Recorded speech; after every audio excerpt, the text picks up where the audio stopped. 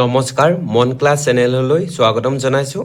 আজি আমি ক্লাছ 6ৰ অধ্যায় দৈৰ্ঘ্যৰ যোগ আৰু গতি এই পাঠটোৰ অনুশীলনী প্ৰশ্নসমূহ আলোচনা কৰিম। আৰু ইংলিছৰ ইয়াৰ নামটো হৈছে measurement of land and motion. ব'লা এতিয়া আমি অনুশীলনী প্ৰশ্নসমূহ কৰোঁ। অনুশীলনী প্ৰশ্ন কৰাৰ আগতে তোমালোকে কি শিকিলা এই পইণ্টকেইটা তোমালোকে পঢ়ি ল'বা। তোমালোকৰ এই পইণ্টকেইটাৰ পৰা পৰীক্ষাত প্ৰশ্ন আহে। এতিয়া 2 নম্বৰ পইণ্টটো চোৱা। মিটাৰ হৈছে দৈৰ্ঘ্যৰ এছআই একক। এতিয়া তোমালোকৰ পৰীক্ষাত প্ৰশ্ন আহিব পাৰে দৈৰ্ঘ্যৰ এছআই একক কি মিটাৰ লিখিবা। মিটাৰ হৈছে দৈৰ্ঘ্যৰ এছআই একক। তাৰপিছত 2 নম্বৰ পইণ্টটো চোৱা 1 চেণ্টিমিটাৰত 10 মিলিমিটাৰ থাকে। ইয়াত দুটা এম, এই দুটা এমে বুজাইছে মিলিমিটাৰ। অৰ্থাৎ তোমালোকৰ পৰীক্ষাত প্ৰশ্ন আহিব পাৰে 1 চেণ্টিমিটাৰত কিমান মিলিমিটাৰ থাকে বা 1 চেণ্টিমিটাৰ সমান 10 মিলিমিটাৰ। তেনেদৰে এইটো চোৱা 1 মিটাৰ সমান 100 চেণ্টিমিটাৰ। তাৰপিছত এইটো চোৱা 1 km দিয়া আছে। km মানে হৈছে কিলোমিটাৰ। অৰ্থাৎ 1 কিলোমিটাৰ সমান 1000 মিটাৰ। তাৰপিছত তোমালোকে চাবা ৰৈখিক গতি কাক বোলে। তোমালোকৰ পৰীক্ষাত প্ৰশ্ন আহিব পাৰে, এই পইণ্টটো মনত ৰাখিবা। কিতাপখনত চিন দি ল'বা। পোন পথত বস্তু এটাৰ গতিক ৰৈখিক গতি বোলে। অৰ্থাৎ পোনে পোনে কৰা গতিক ৰৈখিক গতি বোলে। যদি এ স্থানৰ পৰা বি স্থানলৈ বস্তু এটা গতি কৰে, পোনে পোনে গতি কৰিছে, গতিকে পোনে পোনে কৰা গতিক ৰৈখিক গতি বোলে। তাৰপিছত চোৱা বৃত্তাকাৰ গতি। পৰীক্ষাত প্ৰশ্ন আহিব পাৰে বৃত্তাকাৰ গতি কাক বোলে। তেতিয়া তোমালোকে লিখিবা যেতিয়া কোনো বস্তুৱে বৃত্তাকাৰ পথত গতি, বৃত্তাকাৰ পথত অৰ্থাৎ ঘূৰণীয়া এনেকৈ বৃত্ত আকৃতিৰ পথত বৃত্তাকাৰ পথত গতি কৰে তেনে গতিক বৃত্তাকাৰ গতি বোলে। এটা উদাহৰণ হৈছে ঘড়ী কাঁটাডাল। ঘড়ী কাঁটাডাল চাবাচোন তোমালোকে বৃত্তাকাৰ পথত গতি কৰে। ইয়াৰ পাছত চোৱা দোলন গতি। তোমালোকৰ পৰীক্ষাত প্ৰশ্ন আহিব পাৰে দোলন গতি কাক বোলে। তেতিয়া তোমালোকে লিখিবা কোনো এটা বস্তু নিৰ্দিষ্ট স্থান সাপেক্ষে আগলৈ পিছলৈ দুলি থাকিলে তেনে গতিক দোলন গতি বোলে। এতিয়া দোলন গতিৰ উদাহৰণ হ'ব যেনে আমি খেলি থকা জোলনাখন। তোমালোকে নিশ্চয় জোলনা খেলিছা। ৰ'বা মই কিতাপত দেখুৱাই দিছোঁ উদাহৰণ। এইটো চোৱা দোলন গতিৰ উদাহৰণ। দোলন গতিৰ উদাহৰণ হৈছে এইটো চোৱা জোলনাখন। জোলনাখন হৈছে নিৰ্দিষ্ট স্থান সাপেক্ষে আগলৈ পিছলৈ কৰা গতিক দোলন গতি বোলে। গতিকে দোলন গতিৰ উদাহৰণ হৈছে দোলনাত দলি থকা অৱস্থাত এটি শিশু। ব'লা এতিয়া আমি অনুশীলনী প্ৰশ্নসমূহ কৰোঁ। চোৱা অনুশীলনী 1 নম্বৰতে দিয়া আছে স্তম্ভ 1ৰ প্ৰতিটো বস্তু স্তম্ভ 2ৰ আটাইতকৈ উপযুক্ত এককৰ সৈতে মিলোৱা। মানে স্তম্ভ 1ত কিছুমান বস্তু দিয়া হৈছে আৰু স্তম্ভ 2ত এই বস্তুসমূহৰ এককসমূহ দিয়া হৈছে। গতিকে আমি এইটো মিলাব লাগিব। এতিয়া এ নম্বৰত চোৱা অট্টালিকাৰ উচ্চতা। এতিয়া অট্টালিকাৰ উচ্চতা মানে হৈছে বিল্ডিং বা ঘৰ। উচ্চতা মানে হৈছে ওখটো। গতিকে অট্টালিকাৰ উচ্চতা আমি কিহত যোগমাগ কৰোঁ হৈছে মিটাৰ। তোমালোকে নিশ্চয় শুনিছা মানুহৰ মুখত এই অট্টালিকাটো কিমান মিটাৰ বা এই বিল্ডিংটো কিমান মিটাৰ। গতিকে আমি গম পালোঁ অট্টালিকাৰ উচ্চতা মিটাৰত জোখা হয়। তাৰপিছত চোৱা দুখন চহৰৰ মাজৰ দূৰত্ব। দুখন চহৰৰ মাজৰ দূৰত্ব বহুত। গতিকে দুখন চহৰৰ মাজৰ দূৰত্ব কিলোমিটাৰত জোখা হয়। গতিকে এইটো কিলোমিটাৰৰ লগত মিলাবা। এতিয়া আমি যদি চাওঁ গুৱাহাটী আৰু লখিমপুৰ দুখন চহৰ। গতিকে এই চহৰ দুখনৰ মাজৰ দূৰত্ব আমি কিলোমিটাৰত গণনা কৰিম। বা যোৰহাট আৰু গোলাঘাট। যোৰহাট আৰু গোলাঘাটৰ মাজৰ দূৰত্ব আমি কিলোমিটাৰত গণিম। তাৰপিছত চোৱা পেঞ্চিলৰ দৈৰ্ঘ্য। পেঞ্চিলৰ দৈৰ্ঘ্য আমি চেণ্টিমিটাৰত গণিম।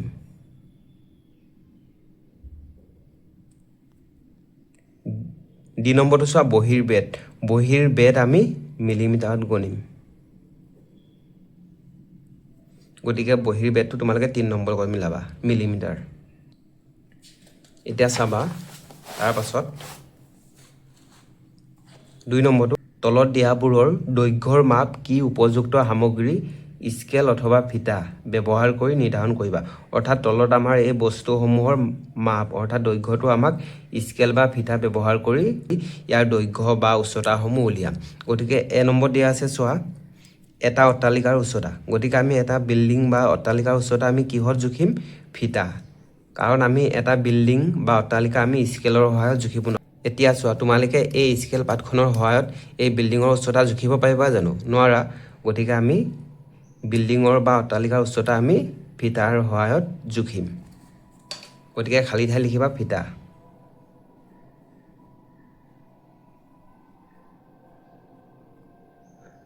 বিটো পেঞ্চিলৰ দৈৰ্ঘ্য। আমি পেঞ্চিলৰ দৈৰ্ঘ্য আমি স্কেল ব্যৱহাৰ কৰিম। এতিয়া তোমালোকে চাব পাৰা, এই পেঞ্চিলটো আমি পেঞ্চিল পাত জুখিবলৈ আমি কি কৰিম? স্কেল ব্যৱহাৰ কৰিম।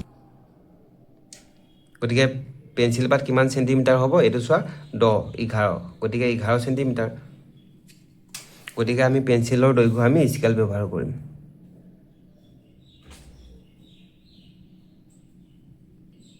চি নম্বৰটো পেপাৰ ক্লিপৰ দৈৰ্ঘ্য।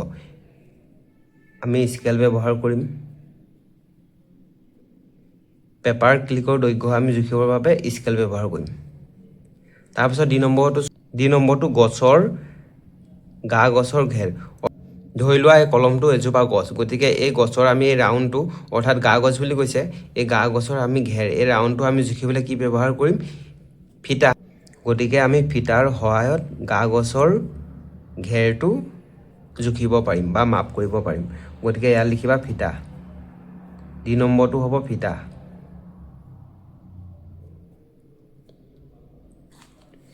ই নম্বৰটো চোৱা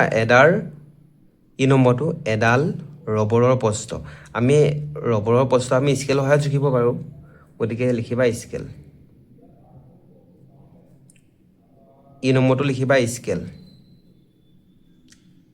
তোমালোকে বাকচৰ ভিতৰত লিখিবা, মই লিখি দিছোঁ যিহেতু বাকচ আৰু এটা আছে। এফ নম্বৰটো ফুটবল খেলপথাৰৰ দৈৰ্ঘ্য। এতিয়া চাবা, ফুটবল খেলপথাৰৰ দৈৰ্ঘ্যটো বহুত ডাঙৰ। সেই দৈৰ্ঘ্যটো আমি স্কেলৰ সহায়ত কেতিয়াও আমি জুখিব নোৱাৰোঁ। গতিকে আমি ফুটবল খেলপথাৰৰ দৈৰ্ঘ্য জুখিবলৈ আমি সদায় ফিটা ব্যৱহাৰ কৰিম। ফিটা লিখিবা।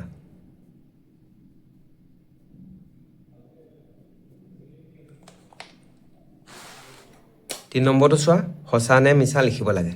তিনি নম্বৰটো সঁচা নে মিছা আমি লিখিব লাগে। এতিয়া এই নম্বৰটো চোৱা, 1 মিটাৰ ইজিকেল 100 চেণ্টিমিটাৰ। এইটো সঁচা, কাৰণ চোৱা আমি ইয়াত পাইছিলোঁ এইটো 1 মিটাৰ সমান 100 চেণ্টিমিটাৰ। এইটো চোৱা 1 মিটাৰ সমান 100 চেণ্টিমিটাৰ। এইটো শুদ্ধ লিখিবা, অৰ্থাৎ সঁচা। 1 নম্বৰটো সঁচা লিখিবা। বি নম্বৰটো 5000 মিটাৰ সমান 5 চেণ্টিমিটাৰ। এইটো মিছা লিখিবা। কাৰণটো চোৱা, যদি 1 মিটাৰতে 100 চেণ্টিমিটাৰ হয়, তেনেহ'লে 5000 মিটাৰত কেনেকৈ 5 চেণ্টিমিটাৰ হ'ব? ভাবি চোৱাচোন, 5000 মিটাৰত কমেও 5 লাখ চেণ্টিমিটাৰ হ'ব। গতিকে সেইকাৰণে বিটো ভুল। চিটো চোৱা, 2000 মিটাৰত 2 চেণ্টিমিটাৰ। এইটোও মিছা। গতিকে চিটো মিছা লিখিবা। মিছা লিখিবা। কাৰণ 1 মিটাৰত যদি 100 চেণ্টিমিটাৰ হয়, তেনেহ'লে 2000 মিটাৰত কমেও 2 লাখ চেণ্টিমিটাৰ হ'ব, 2 চেণ্টিমিটাৰ নহয়। ডিটো চোৱা, ডি নম্বৰটো ঘড়ী কাটাৰ গতি ৰৈখিক গতিৰ উদাহৰণ। এতিয়া ৰৈখিক গতি মানে আমি কি পাইছিলোঁ চোৱা, পোনে পোনে কৰা গতি। এইটো চোৱা, ৰৈখিক গতি হৈছে পোনপথত কৰা গতি। এতিয়া চোৱা, ঘড়ী কাটাৰ গতি ৰৈখিক গতি হয় জানো? ঘড়ী কাটা সদায় বৃত্তাকাৰ পথত ঘূৰে। ঘড়ী কাটাৰ গতিটো হৈছে বৃত্তাকাৰ, মানে ঘড়ী কাটাটো এনেদৰে ঘূৰি থাকে বৃত্তাকাৰ পথত। গতিকে এইটো ভুল, মিছা লিখিবা। শুদ্ধটো হ'ব ঘড়ী কাটাৰ গতি বৃত্তাকাৰ গতিৰ উদাহৰণ, ৰৈখিক গতি নহয়। ইটো চোৱা, সৰল ৰেখাত কৰা গতিক দোলন গতি বুলি কোৱা হয়। এতিয়া চোৱা, সৰল ৰেখা মানে হৈছে পোনে পোনে কৰা গতি, এইটো হৈছে সৰল ৰেখা। গতিকে সৰল ৰেখাত কৰা গতিক ৰৈখিক গতি বুলিহে কোৱা হয়, দোলন গতি বুলি কোৱা নহয়। গতিকে এইটো মিছা লিখিবা। আমি দোলন গতি কাক কওঁ? যিবিলাক গতিয়ে কোনো এটা বস্তুৰ স্থান সাপেক্ষে আগলৈ পিছলৈ দুলি থাকে, তেনে গতিক আমি দোলন গতি বুলি কওঁ, যেনে জোলনাখন। তাৰপিছত তোমালোকে চাবা 4 নম্বৰটো শুদ্ধ উত্তৰৰ গোলটো সম্পূৰ্ণকৈ পূৰ কৰা। 1 নম্বৰটো চোৱা, তলৰ কোনটো পৰ্যাবৃত্ত গতি উদাহৰণ? 1 নম্বৰ দিয়া আছে পথেৰে গতি কৰা এখন বাছ। বি নম্বৰ দিয়া আছে এটা ঘড়ীৰ দোলক। গতিকে বিটো শুদ্ধ দিবা, এটা ঘড়ীৰ দোলকৰ দোলন। বিটো গোল কৰিবা এটা ঘড়ীৰ দোলকৰ দোলন হৈছে পৰ্যাবৃত্ত গতিৰ উদাহৰণ তাৰপিছত 2 নম্বৰটো চোৱা তলৰ কোনটো বৃত্তাকাৰ গতিৰ উদাহৰণ বৃত্তাকাৰ মানে হৈছে যোনটো এনেকা বৃত্তাকাৰ পথত গতি কৰে অৰ্থাৎ আমি ক'ব পাৰো ঘড়ীৰ কাঁটাৰ গতি বা আমি এখন চলি থকা ফেন সিলিং ফেনৰ কথা আমি ক'ব পাৰো গতি গতিকে 1 নম্বৰত চোৱা গতিশীল অৱস্থাত থকা দোলনা এখন বিনবল আছে এখন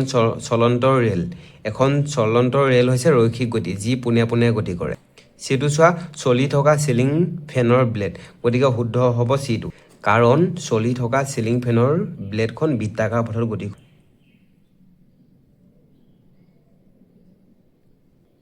এটা 5 নম্বৰটো চাবা তলত দিয়াবোৰৰ পৰিৱৰ্তন কৰা এই 5 নম্বৰ প্ৰশ্নখিনি তোমালোকৰ পৰীক্ষাৰ কাৰণে খুবেই গুৰুত্বপূৰ্ণ তোমালোকে চাবা এ বি এইখিনি মই কৈ দিম এটা ধুনীয়াকৈ তোমালোকে চাই ল'বা 5 নম্বৰ এটো চোৱা 250 মিলিমিটাৰৰ পৰা মিটাৰলৈ আমি পৰিৱৰ্তন কৰিব লাগে অৰ্থাৎ আমি 250 মিলিমিটাৰক মিটাৰলৈ পৰিৱৰ্তন কৰিব লাগে গতিকে উত্তৰ লিখিবা এটো 5 নম্বৰ এটো উত্তৰ লিখিবা আমি জানো যে 1 মিটাৰত 1000 মিলিমিটাৰ থাকে বা 1000 মিলিমিটাৰত 1 মিটাৰ থাকে এটো মই শৰ্ট ফৰ্মত লিখিছো মিলিমিটাৰটো একিটা মই শৰ্ট ফৰ্মত লিখিছো 1 মিটাৰটো বা তোমালোকে মিটাৰ লিখি ল'ব পাৰা এটা আমি কি লিখিলো চোৱা 1000 মিলিমিটাৰত 1000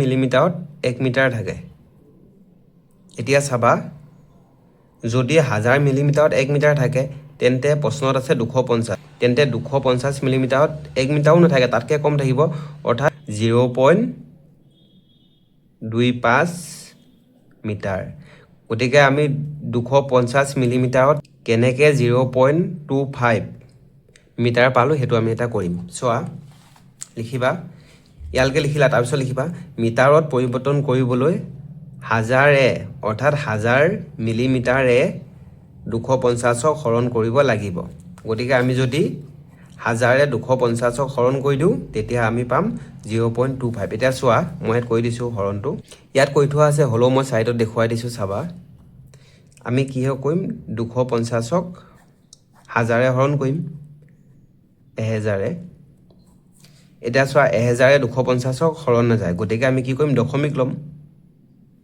দশমিকৰ আগত শূন্য আমি দি ল'ব পাও গতিকে ইয়াত দশমিক দিয়াৰ লগে লগে ইয়াত এটা শূন্য আহিব গতিকে এতিয়া 1000 2500 কেবাৰ যাব 2500ক আমি যদি 1000ক 2 পূৰণ কৰি দিও তেতিয়া পাম 2000 গতিকে 2 যদি আমি 1000 পূৰণ কৰি দিও তেতিয়া আমি পাম 2000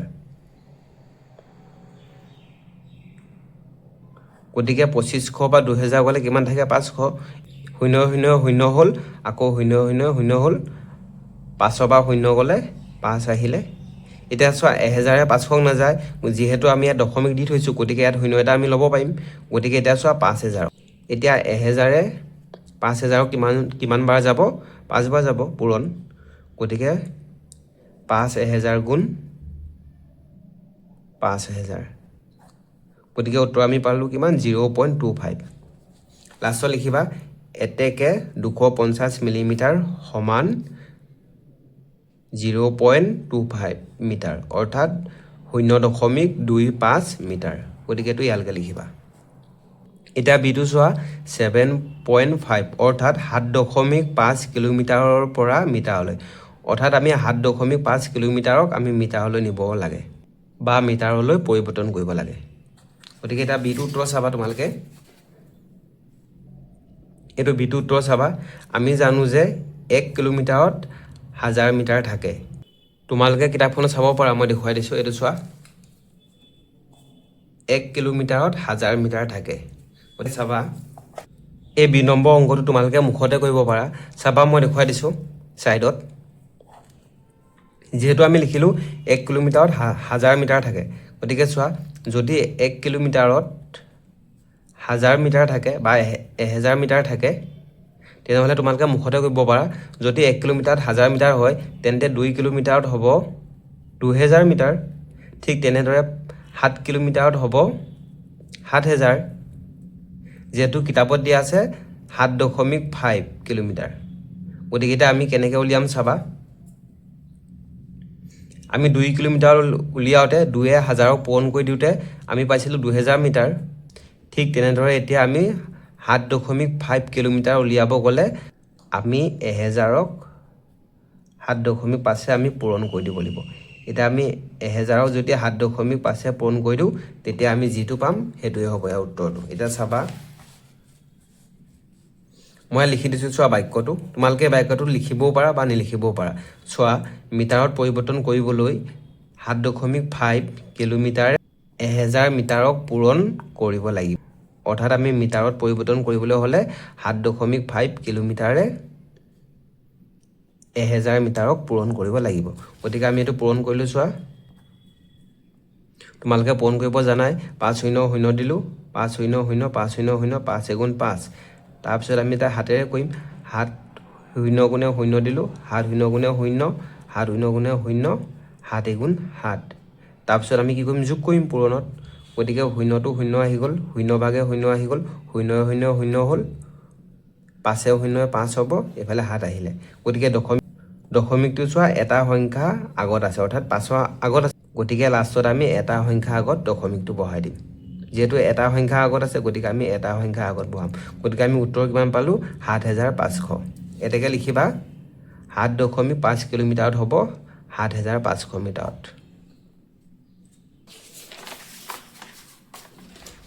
এতিয়া চিটো চোৱা, চিটো 3 মিটাৰৰ পৰা চেণ্টিমিটাৰলৈ। অৰ্থাৎ আমি 3 মিটাৰত কিমান চেণ্টিমিটাৰ সেইটো উলিয়াব লাগে, বা আমি 3 মিটাৰক চেণ্টিমিটাৰলৈ পৰিৱৰ্তন কৰিব লাগে। এতিয়া উত্তৰটো চাবা, উত্তৰ লিখিবা, আমি জানো যে 1 মিটাৰত 100 চেণ্টিমিটাৰ থাকে। কাৰণ আমি আগতে পাইছিলোঁ, তোমালোকে চাব পাৰা, মই দেখুৱাই দিছোঁ চোৱা। এইটো চোৱা 1 মিটাৰত 100 চেণ্টিমিটাৰ থাকে। গতিকে আমি সেইটোৱে লিখিছোঁ উত্তৰত, 1 মিটাৰত 100 চেণ্টিমিটাৰ থাকে। তোমালোকৰ প্ৰশ্নত কৈছে 3 মিটাৰত কিমান চেণ্টিমিটাৰ আমি উলিয়াব লাগে। গতিকে চাবা, যদি 1 মিটাৰত 100 চেণ্টিমিটাৰ হয় তেন্তে 2 মিটাৰত হ'ব 200। ঠিক তেনেদৰে 3 মিটাৰত হ'ব 300 চেণ্টিমিটাৰ। গতিকে আমি এইটো মুখে মুখে উলিয়াই দিব পাৰিলোঁ নাই, 3 মিটাৰত হ'ব 300 চেণ্টিমিটাৰ। গতিকে সেইটোকে আমি চোৱা, গতিকে আমি 3 মিটাৰত কিমান চেণ্টিমিটাৰ আছে সেইটো উলিয়াবলৈ আমি 3য়ে যদি আমি 100ক পূৰণ কৰি দিওঁ তেতিয়া আমি পাই যাম 300 মিটাৰ। গতিকে উত্তৰটো হ'ব 300। শেষত লিখিবা, এতেকে 3 মিটাৰ সমান 300 চেণ্টিমিটাৰ। গতিকে এইটো ইয়ালৈকে লিখিবা। এতিয়া ডিটো চোৱা, 1.25 মিটাৰৰ পৰা মিলিমিটাৰলৈ। অৰ্থাৎ আমি 1.25 মিটাৰক আমি মিলিমিটাৰলৈ নিব লাগে। উত্তৰ চাবা, লিখিবা ডি নম্বৰ উত্তৰটো, আমি জানো যে 1 মিটাৰত 1,000 মিলিমিটাৰ থাকে। এইফালে চাবা, মই ছাইডত দেখুৱাইছোঁ, আমি লিখিলোঁ 1 মিটাৰত 1,000 মিলিমিটাৰ থাকে। দুটা এম মানে হৈছে মিলিমিটাৰ। গতিকে যদি চোৱা, যদি 1 মিটাৰত 1,000 মিলিমিটাৰ হয় তেন্তে আমাৰ প্ৰশ্নত দিছিলে চোৱা 1.25 মিটাৰত কিমান মিলিমিটাৰ।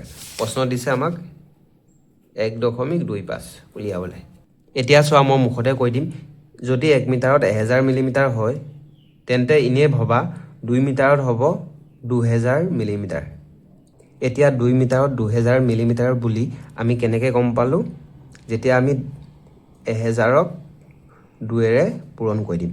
তেতিয়া আমি 1,000ক 2ৰে পূৰণ কৰিলে আমি পাম 2,000। গতিকে আমি গম পালোঁ 2 মিটাৰত 2,000 মিলিমিটাৰ। ঠিক তেনেদৰে এতিয়া আমি 1.25 মিটাৰত কিমান মিলিমিটাৰ সেইটো উলিয়াবলৈ আমি কি কৰিম, 1,000ক 1.25 আমি পূৰণ কৰি দিম। গতিকে চোৱা, আমি যদি 1,000ক 1.25 পূৰণ কৰি দিওঁ তেতিয়া আমি পামগৈ 1,250 মিলিমিটাৰ। গতিকে শেষত তোমালোকে লিখিবা উত্তৰটো, তোমালোকে সেইটো পূৰণ কৰি ল'বা, এনেও পাৰিবা নহয়। শেষত চাবা, দশমিকটো দুটা সংখ্যা আগত আছে, সেইকাৰণে মই শেষত দশমিকটো দুটা সংখ্যা আগত বহাইছোঁ। গতিকে দশমিকৰ পাছফালৰ সংখ্যাখিনি আমি নিলিখোঁ, গতিকে সেইকাৰণে আমি অকল 1,250টো লিখিম, ইয়াৰ পাছৰখিনি আমি নিলিখোঁ। গতিকে শেষত লিখিবা, এতেকে 1.25 মিটাৰত 1250 মিলিমিটাৰ। এতিয়া 6 নম্বৰ প্ৰশ্নটো চোৱা। এই 6 নম্বৰটো তোমালোকৰ পৰীক্ষাত আহে, এইটো বহুত গুৰুত্বপূৰ্ণ হয়। চোৱা, তোমাৰ ঘৰ আৰু স্কুলৰ মাজৰ দূৰত্ব 2000 মিটাৰ। ইয়াক কিলোমিটাৰলৈ ৰূপান্তৰ কৰা। অৰ্থাৎ প্ৰশ্নত কৈছে তোমাৰ ঘৰ আৰু স্কুলৰ মাজত দূৰত্ব যদি 2000 মিটাৰ হয়, সেই 2000 মিটাৰটো আমি কিলোমিটাৰলৈ নিবলৈ কৈছে বা ৰূপান্তৰ বা পৰিৱৰ্তন কৰিবলৈ কৈছে। এতিয়া উত্তৰটো চাবা। এইটো 6 নম্বৰ উত্তৰটো চোৱা। লিখিবা 6 নম্বৰ উত্তৰ লিখিবা। প্ৰথমতে লিখিবা দিয়া আছে, অৰ্থাৎ প্ৰশ্নত আমাৰ কিটো দিয়া আছে সেইটোকে লিখিছোঁ। প্ৰশ্নত দিয়া আছে যে তোমাৰ ঘৰ আৰু স্কুলৰ মাজৰ দূৰত্ব 2000 মিটাৰ। তাৰপিছত লিখিবা আমি কি জানো 1 কিলোমিটাৰত 1000 মিটাৰ। এতিয়া চাবা উত্তৰটো একেবাৰে সহজ, মই মুখতে কৈ দিছোঁ। আমি লিখিলোঁ কিমান 1 কিলোমিটাৰ, মই ইংলিছত লিখিছোঁ km মানে কিলোমিটাৰ, গতিকে 1 কিলোমিটাৰ সমান 1000 মিটাৰ। তেন্তে 2 কিলোমিটাৰত কিমান হ'ব 2000 মিটাৰ। বহুত সহজ, গতিকে সেইটো আমি কেনেকৈ উলিয়াম, আমি যদি 1000 2000 মিটাৰক হৰণ কৰি দিম, গতিকে যেতিয়া আমি 1000 2000 মিটাৰক হৰণ কৰি দিম তেতিয়া আমি পাম 2, গতিকে উত্তৰটো হ'ব এতেকে 2000 মিটাৰত 2 কিলোমিটাৰ। এইটো তোমালোকক মই ছুটিকৈ মুখত কৈ দিছোঁ আৰু এইটো দীঘল নিয়মে কৈ দিছোঁ, গতিকে দুটা নিয়ম কৈ দিছোঁ, তোমালোকে যোনটো ভাল পোৱা সেইটোৱে লিখিবা।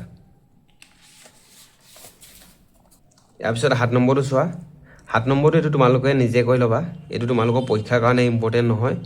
প্ৰশ্নত কি কৈছে চোৱা, এডাল ৰছীৰ সহায়ত তোমাৰ চাৰিওফালে থকা বিভিন্ন বস্তু যেনে পেঞ্চিল, কলম, জ্যামিতি বাকচ আদিৰ দৈৰ্ঘ্য জোখ লোৱা। প্ৰতিটো দৈৰ্ঘ্য মিলিমিটাৰ আৰু চেণ্টিমিটাৰত প্ৰকাশ কৰা। তথ্যসমূহ এখন টেবুলত লিপিবদ্ধ কৰা। অৰ্থাৎ তোমাক পেঞ্চিল, কলম, জ্যামিতি বাকচ এই তিনিটা বস্তুৰ দৈৰ্ঘ্যসমূহ জোখ মাখ কৰিব কৈছে। মানে জ্যামিতিটো কিমান দীঘল বা পেঞ্চিলটো কিমান দীঘল সেইখিনি আমি মিলিমিটাৰ আৰু চেণ্টিমিটাৰত লিখিব কৈছে। মই এটা এনেই দেখুৱাই দিছোঁ চোৱা, অথনি দেখুৱাইছোঁ তোমালোকক। এপাত হৈছে পেঞ্চিল, গতিকে পেঞ্চিলৰ আমি দৈৰ্ঘ্যটো কিমান পাম, এইটো 11, এইটো দেখিছা 11, গতিকে আমাৰ পেঞ্চিলৰ দৈৰ্ঘ্য হ'ল 11 চেণ্টিমিটাৰ। গতিকে তোমালোকে তেনেদৰে 7 নম্বৰটো কৰি ল'বা। 8 নম্বৰটো চোৱা, তোমাৰ শ্ৰেণীকোঠাত থকা বিভিন্ন বস্তু পৰ্যবেক্ষণ কৰা আৰু তলত দিয়া ধৰণে সেইবোৰৰ দৈৰ্ঘ্যৰ ওপৰত ভিত্তি কৰি শ্ৰেণীভুক্ত কৰা। 10 চেণ্টিমিটাৰতকৈ কম, অৰ্থাৎ আমি 10 চেণ্টিমিটাৰতকৈ কম কিমান বস্তু পালোঁ সেই বস্তুসমূহৰ আমি নাম লিখিব লাগে। তাৰপিছত চোৱা 10 চেণ্টিমিটাৰৰ পৰা 1 মিটাৰৰ ভিতৰত আৰু 1 মিটাৰতকৈ অধিক তোমাৰ পৰ্যবেক্ষণবোৰ উপযুক্ত তালিকাত লিপিবদ্ধ কৰা। গতিকে ইয়াৰ উত্তৰটো চাবা। প্ৰশ্নত কৈছে চোৱা 10 চেণ্টিমিটাৰতকৈ কম, গতিকে লিখিবা উত্তৰত 8 নম্বৰ উত্তৰ লিখিবা 10 চেণ্টিমিটাৰতকৈ কম বস্তুবোৰ হ'ল যেনে ৰবৰ আমি লিখিব পাৰোঁ। তাৰপিছত চোৱা প্ৰশ্নত কৈছে আৰু 10 চেণ্টিমিটাৰৰ পৰা 1 মিটাৰৰ ভিতৰত, অৰ্থাৎ 10 চেণ্টিমিটাৰৰ পৰা 1 মিটাৰৰ ভিতৰত। এতিয়া চাবা 2 নম্বৰটো 10 চেণ্টিমিটাৰৰ পৰা 1 মিটাৰৰ ভিতৰৰ বস্তুবোৰ হ'ল পেঞ্চিল, কলম, বহী, কিতাপ। এতিয়া চোৱা আমি অথনি মই পেঞ্চিলটো জুখি দিছিলোঁ, পেঞ্চিলটো আমি পাইছিলোঁ 11 চেণ্টিমিটাৰ পাইছিলোঁ। গতিকে যিহেতু পেঞ্চিলটো 10 চেণ্টিমিটাৰৰ পৰা 1 মিটাৰৰ ভিতৰত আছে, সেইকাৰণে আমি পেঞ্চিল লিখিলোঁ। ঠিক তেনেদৰে কলম হ'ব, বহী হ'ব, কিতাপ হ'ব আদি 10 চেণ্টিমিটাৰৰ পৰা 1 মিটাৰৰ ভিতৰত থাকে। তাৰপিছত শেষত কৈছে চোৱা 1 মিটাৰতকৈ অধিক। 1 মিটাৰতকৈ অধিক কি হ'ব চোৱা, 1 মিটাৰতকৈ অধিক বস্তুবোৰ হ'ল টেবুল, বেঞ্চি, ডেস্ক বেঞ্চ, সেইবিলাক হৈছে 1 মিটাৰতকৈ অধিক। তোমালোকৰ এই 8 নম্বৰ প্ৰশ্নটো ইমান ইম্পৰ্টেণ্ট নহয়, এইটো তোমালোকৰ পৰীক্ষাত নাহে, এনেই জানি থৈ দিয়া। ইয়াৰ পাছত আছে 9 নম্বৰটো, তোমাৰ 3জন বন্ধুক এখন বেৰৰ ওপৰত থিয় হ'বলৈ কোৱা। বেৰত সিহঁতৰ উচ্চতা চিহ্নিত কৰা। এতিয়া তেওঁলোকৰ উচ্চতা জুখি প্ৰতিজনৰে উচ্চতাৰ জোখ মিটাৰ আৰু চেণ্টিমিটাৰত প্ৰকাশ কৰা। এই 9 নম্বৰটো তুমি নিজে কৰি ল'বা। ইয়াত তোমালোকৰ 3জন বন্ধুৰ উচ্চতাসমূহ জোখ মাখ কৰিবলৈ কৈছে। 10 নম্বৰটো চোৱা, 10 নম্বৰটো ইম্পৰ্টেণ্ট, এইটো তোমালোকৰ পৰীক্ষাত আহে, এইটো তোমালোকে চেন দি লোৱা। 10 নম্বৰটো চোৱা, তোমাৰ চাৰিওফালৰ বিভিন্ন ধৰণৰ গতি চিনাক্ত কৰা। ৰৈখিক, বৃত্তাকাৰ আৰু দোলন গতিৰ প্ৰত্যেকৰ বাবে দুটাকৈ উদাহৰণ দিয়া অৰ্থাৎ আমাক প্ৰশ্নটো ৰৈখিক গতি বৃত্তাকাৰ গতি আৰু দোলন গতিৰ দুটাকৈ উদাহৰণ দিব কৈছে এতিয়া কিতাপখনত চাবা ৰৈখিক গতিৰ উদাহৰণ হ'ল তোমালোকৰ পেজ নাম্বাৰ 48ত চাবা কিতাপখনৰ পেজ নম্বৰ 48ত চাবা ৰৈখিক গতিৰ উদাহৰণ হৈছে চোৱা গছৰ পৰা হৰিৰ পৰা আমটো হৈছে ৰৈখিক গতি অৰ্থাৎ এই গছৰ পৰা হৰিৰ পৰা আমটো হৈছে এটা ৰৈখিক গতিৰ উদাহৰণ বা আমি লিখিব পাৰোঁ এই এখন চলন্ত ট্ৰেইন এখন হৈছে ট্ৰেইন এই চলন্ত ট্ৰেইনখন হৈছে এটা ৰৈখিক গতিৰ উদাহৰণ যেহেতু চলন্ত ট্ৰেইনখন পোনে পোনে গৈছে আমি ৰৈখিক গতি মানে জানো যে পোনে পোনে কৰা গতিক ৰৈখিক গতি বোলে ঠিক তেনেদৰে আমটো চোৱা আমটো পোনে পোনে আহিছে নাই যেহেতু আমটো তলত পোনে পোনে পৰিছে গতিকে সেই পোনে পোনে কৰা গতিক কোৱা হয় ৰৈখিক গতি গতিকে তোমালোকে 10 নম্বৰটো লিখি ল'বা ৰৈখিক গতিৰ উদাহৰণ হ'ল মই লিখিছোঁ চোৱা চলন্ত বাছ আৰু চলন্ত ৰেলগাড়ী যেহেতু তোমালোকক দুটাকৈ উদাহৰণ দিব কৈছে সেইকাৰণে মই দিছোঁ চলন্ত বাছ চলন্ত ৰেলগাড়ী তোমালোকে লিখি ল'ব পাৰা লগতে গছৰ পৰা হৰিৰ পৰা আম তাৰপিছত কৈছে চোৱা বৃত্তাকাৰ গতি উদাহৰণ হৈছে লিখি ল'বা তোমালোকে বৃত্তাকাৰ গতিৰ উদাহৰণ হ'ল ঘড়ীৰ কাঁটাৰ গতি আৰু চলি থকা চিলিং ফেন আগতে আমি পাই গৈছিলোঁ বৃত্তাকাৰ মানে হৈছে গোল পথত গোলকৈ গতি কৰা গতি বৃত্তাকাৰ পথত যেনে আমি ঘড়ীৰ কাঁটা ক'ব পাৰোঁ বা চিলিং ফেন তাৰপিছত 3 নম্বৰত কৈছিলে তোমালোকৰ দোলন গতিৰ উদাহৰণ দিব লাগে এটা দোলন গতিৰ উদাহৰণ হৈছে লিখিবা দোলন গতিৰ উদাহৰণ হ'ল দুলি থকা ঘড়ীৰ দোলক আৰু দোলনাত দুলি থকা এটি শিহু এই উদাহৰণ দুটা তোমালোকক মই কিতাপত দেখুৱাই দিছোঁ চাবা